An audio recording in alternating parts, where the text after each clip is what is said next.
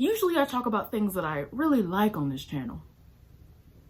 But today, I'm shaking it up a little bit. Today I'm talking about something I absolutely hate on this channel. Before I go into this, I do want to say that these are just my personal opinions, and if these are tropes that you like, or you know, anything like that, it's not a personal attack on you. Everybody likes different things. These are tropes that I just hate with every fiber of my being, and that's fine. And you can love them and I can hate them. Again, that's the beautiful thing about art, as I've said before. That's the beautiful thing about reading. That's the beautiful thing about having opinions, is that, you know, it's just that, an opinion. And these are things that I hate. If you like them, then all the power to you.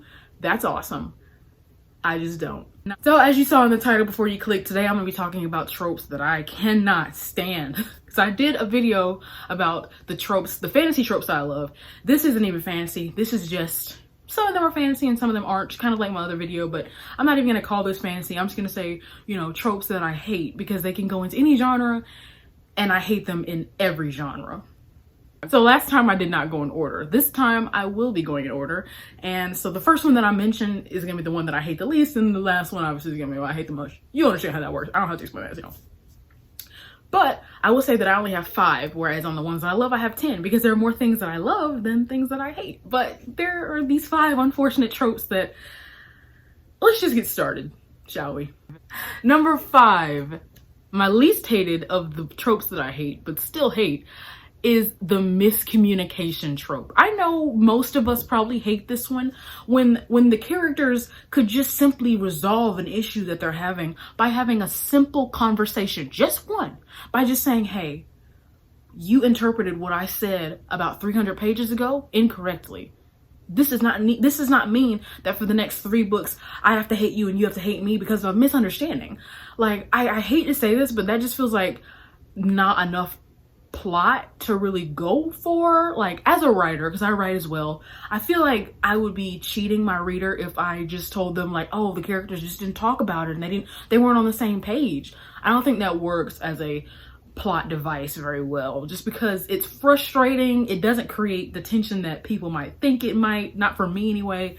I hate it, and I would just rather never see it again personally. I just want the characters to talk it out. Let's be adults, or if they're not adults, they can still talk. Like, don't use miscommunication as like the plot. Like, oh, the only thing keeping this plot together is the fact that these 2 characters don't understand that they're on the same page. That is the most frustrating thing ever. Well, not really. That's why it's number 5 on this list and not number 1.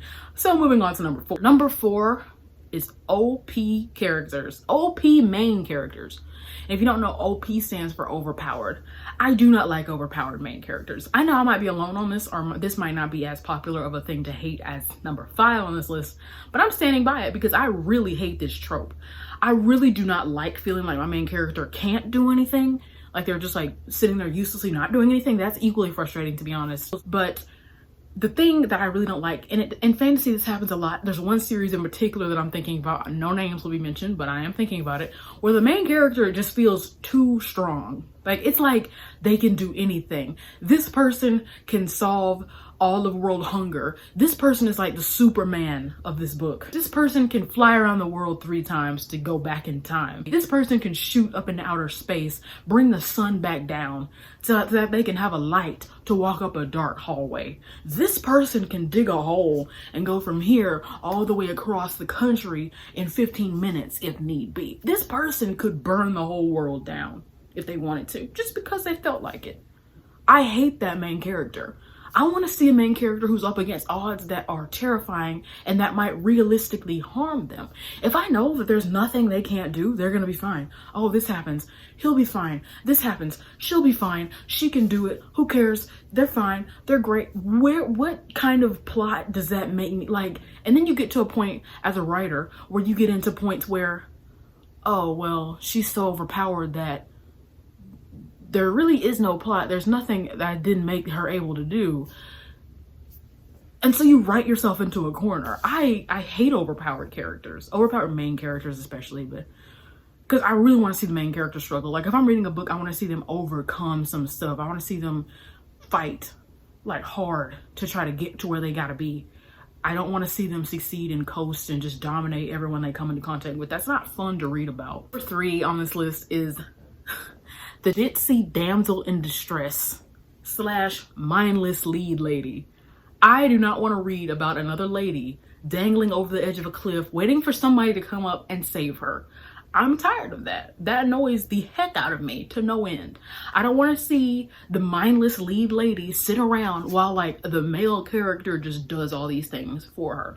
I feel like we're getting to a point in society where that's like less common, but when I see it, it makes my skin flip inside out. Like everything in me just like inside out. Like I hate it. Like, it makes my skin crawl. Like it makes the hairs on the back of my neck stand up. I'm just like, I want to see some strong women characters taking care of themselves. I don't want them to have to wait for someone to come save them or someone to come teach them. I just want them to know. I don't want them to be OP, but I want them to have a base level of self-awareness and some self-preservation, and not just like a ditzy wandering around. Oh, I'm in trouble again, come help me. Oh, I'm in trouble again, come help me. That's not fun to read about. It's frustrating and honestly kind of insulting. Number 2 is one that I thought about making number 1. I really thought long and hard about this because you guys, hate this trope.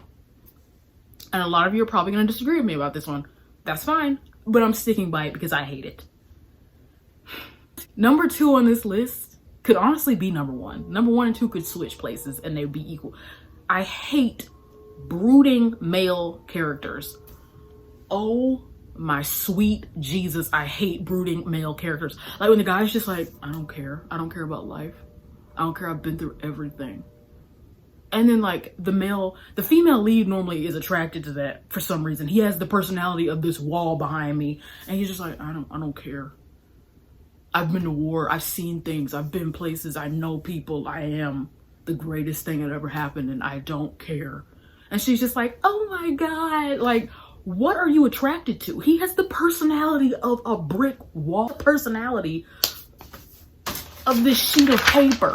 He has the personality, the shirt. He has the personality of this tapestry. Actually, he might have less personality than that tapestry because it blows in the wind sometimes. It just makes me so angry. Have some personality. It's okay to have especially when all the males act like that. There are some books, one in particular I'm thinking about, where the male characters all act like that. There's one series, no names will be mentioned, but like, oh my sweet Jesus, it makes my eyeballs flip backwards in my head when I read that. When it's like, oh, another brooding male character. There's nothing wrong with having guys who are sensitive and open about their emotions and fun and can laugh and smile and they're fun to be around and they're clever and charming and they're fun. There's nothing wrong with that. You can just be different. They don't have to all be. Have some personality. That's not fun. Especially if you're the male lead and I'm supposed to like you, that's gonna not endear me to you at all. Number 1 on this list is one that a lot of people are tired of, and I am one of those people. I'm flying the flag heavy at the front of the pack of people tired of this trope. And that is girl on girl hate, or the mean girl trope. It's not 2004. I feel like that trope was really common back in that time. Like, but now, like, we've come to a place in society where girls being mean to each other is not cool. Girl on girl hate is not cool. It's not cool in movies. It's not cool to me personally. It's not cool in movies. It's not cool in TV. It's not cool in books. I don't like it. I feel like it's not necessary to have women hate each other. That's such like a toxic thing to read about and see and write about. And it's been done too many times. Like, believe it or not, 2 women can coexist peacefully. And there's no sense in continuing to spread the narrative that that's not possible. That's not true. That's bullcrap. And it makes me angry, actually, because 2 women can be friends. 2 women can be cordial. 10 women can get along. We're not problematic balls of emotion that just can't deal with being around another woman. That's not true. And that narrative needs to stop. And the first place that people can stop it is in things that people see. Little girls don't, in my opinion, don't need to see women hating each other and think that's how it's supposed to be. Girl on girl hate is not cool. And if you disagree with that, that's fine. That's you, but this is me. I hate that trope. Okay, so thanks everybody for watching. I promise next time I'm gonna have more of a happy video, but I feel like since I did the tropes that I love, I had to today do tropes that I hate. because I had to like even it out. Like, I want to tell you what I like and also what I don't like, because, you know, if we're gonna be friends, if I'm gonna know you and you're gonna know, well, if you're gonna know me, then I feel like you should at least know what I don't like just as much as you should know what I like. Like, you know what I mean? So if you hate some of these tropes, tell me down below. Or if you like some of these tropes, tell me down below. Just, it's fine. We can all like and hate what we like and hate.